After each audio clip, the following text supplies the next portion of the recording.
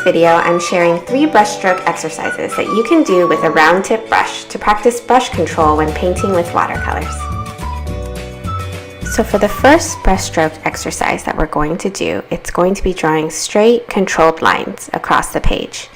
You want to hold your brush almost pointing straight up to the ceiling, but not quite. Just make sure that you can touch the paper lightly and only barely touch it so that when you drag your hand across the paper, you end up with a very, very thin line. So what you want to do is move your entire hand and not just your wrist, and that's going to get you a consistent line all the way across. You can see that what I'm doing is playing with the variation of strokes. So you can start with thin, press a little bit harder to get thicker, use a little bit more pressure, and so on. By the very end, I'm pressing fully down on the brush and pulling a very consistent line all the way across.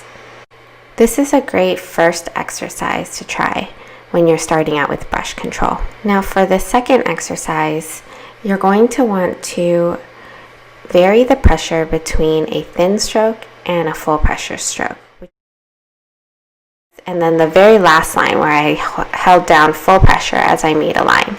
So this is about varying the pressure between thin and lines. And so what you want to do is start with a light touch. And you drag your paintbrush across the tip of the paper. And then you gradually press down into a full pressure stroke. And then you lift up gradually into a light, thin line stroke. And again, into a full pressure stroke. And lift up lightly and end in a thin line.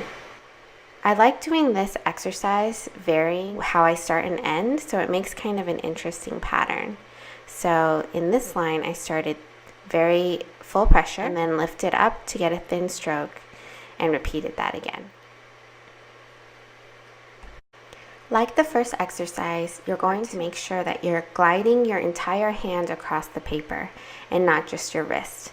This is a really exercise to practice now, not only consistency, pulling your hand across the paper, but also lifting and pressing down your brush as you're moving.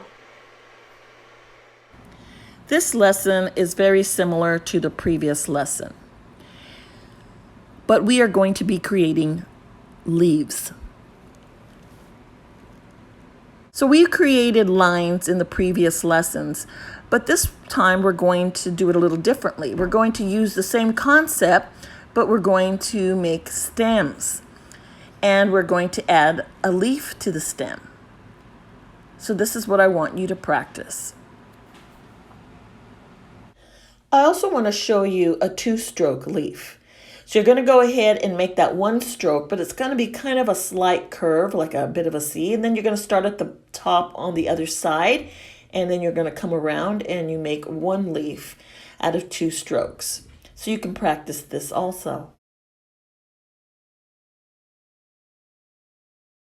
Now I want to show you how you can make smaller leaves using the same large brush, but just using the tip and lifting up sooner.